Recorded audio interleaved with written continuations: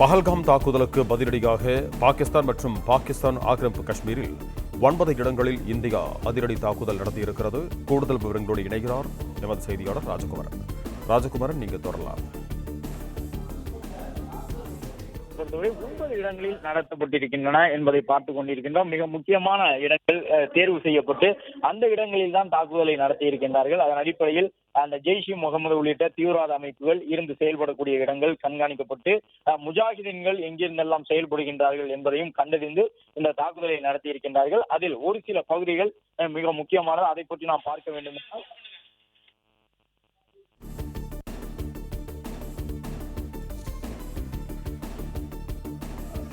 பாகிஸ்தான் ராணுவம் பொதுமக்களை குறிவைத்திருக்கும் நிலையில் காஷ்மீரில் பொதுமக்கள் 7 பேர் பலியாகி இருக்கிறார்கள்.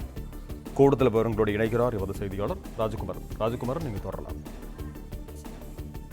இந்தியாவை நோக்கிய தாக்குதலை தற்பொழுது பாகிஸ்தான் ராணுவம் தொடங்கி இருக்கின்றது.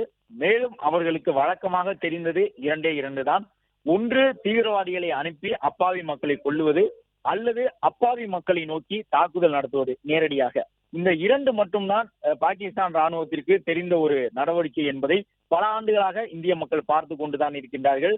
அந்த அடிப்படையில் தற்பொழுது உண்மையிலேயே அந்த நாட்டால் முடிந்தால் நேரடியாக ராணுவத்தோடு மரபு வழி போர் முறையை கடைபிடிக்க வேண்டும். இந்திய ராணுவத்தோடு மரபு வழி போர் முறை என்று சொல்லக்கூடிய விதமாக நேருக்கு நேர் நின்று சண்டையிட வேண்டும். ஆனால் அதற்கான எந்த துணிச்சலும் இல்லாத பாகிஸ்தான் ராணுவம் காஷ்மீரில் இருக்கக்கூடிய பொதுமக்களை நோக்கி ஒரு தாக்குதலை நடத்தி இருக்கின்றது. 7 காஷ்மீரி மக்கள் அதில் உயிரிழந்திருக்கின்றார்கள். காஷ்மீரிகளுடைய வீடுகள் உடைந்து நொறுங்கி கிடக்கக்கூடிய அந்த காட்சிகளை பார்த்து கொண்டிருக்கின்றோம். பாகிஸ்தான் ராணுவம் இந்திய பொதுமக்களை குறிவைத்திருக்கின்றது. இந்திய மக்களை நோக்கி பாகிஸ்தான் ராணுவம் தன்னுடைய தாக்குதலை தொடங்கி இருக்கின்றது. அந்த பகுதியில் இருக்கக்கூடிய வீடுகள் இடிந்து சிதைந்திருக்கக்கூடிய அந்த காட்சிகளை பார்க்கின்றோம். 7 காஷ்மீர் மக்கள், அப்பாவி மக்கள் உயிரிழந்திருக்கின்றார்கள். இந்தியாவை பொறுத்தவரை பாகிஸ்தான் ராணுவத்தை நோக்கிய தாக்குதலை கூட தொடங்கவில்லை.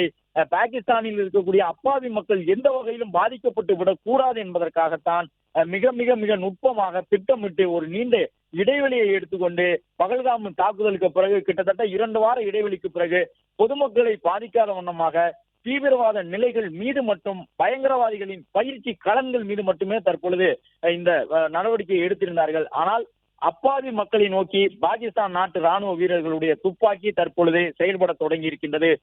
அப்பாவி காஷ்மீரி மக்கள் கொல்லப்பட்டிருக்கின்றார்கள். ஏற்கனவே பயங்கரவாதிகளை அனுப்பி வைத்து கடந்த மாதம் 22ஆம் தேதி 26 அப்பாவி சுற்றுலா பயணிகளை பெண்களுடைய அந்த அவர்கள் குடும்பத்தினருடைய கண்களுக்கு முன்பாக குரூரமாக சித்திரவதை செய்து சுட்டு கொன்ற பாகிஸ்தான் ராணுவம் தற்பொழுது நேரடியாக இந்திய ராணுவத்தோடு மரபு வழி போர் முறையை கடைபிடிக்க முடியாமல் இந்த கோழைத்தனமான தாக்குதலை தொடங்கி இருக்கின்றது என்பதை நாம் பார்த்து கொண்டிருக்கின்றோம். பொதுமக்களை குறிவைத்து அவர்களுடைய வீட்டை நோக்கி தாக்கி இருக்கின்றார்கள். அதிலும் குறிப்பாக காஷ்மீரை காப்பதற்காகத்தான் நாங்கள் இந்த தீவிரவாதிகளை வளர்த்து கொண்டிருக்கின்றோம். காஷ்மீரை கைப்பற்றுவதற்காகத்தான் நாங்கள் பயங்கரவாதிகளுக்கு ஆதரவு கொடுத்து கொண்டிருக்கின்றோம். காஷ்மீர் எங்களுடைய புண்ணியமான பூமி என்றெல்லாம் விதண்டாவாதம் செய்யக்கூடிய அந்த பாகிஸ்தான் நாடு தற்பொழுது அதே காஷ்மீரி மக்களை நோக்கித்தான் இந்த தாக்குதலை நடத்தி இருக்கின்றது என்பதையும் நாம் பார்க்க வேண்டும்.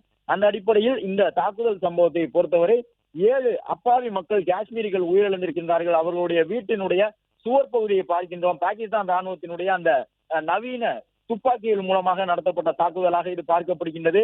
கண்மூடித்தனமான ஒரு தாக்குதலை நடத்தி இருக்கின்றார்கள். இலக்கின்றி தாக்குதல் நடத்தி இருக்கின்றார்கள். 7 பேர் உயிரிழந்திருக்கின்றார்கள் அப்பாவி காஷ்மீரி மக்கள். பிளே ஸ்டோர் மற்றும் ஆப் ஸ்டோரில் இருந்து பாலிமர் செயலியை QR கோடு மூலம் பதிவிறக்கம் செய்யுங்கள். செய்திகளை உடனுக்குடன் பெறுங்கள்.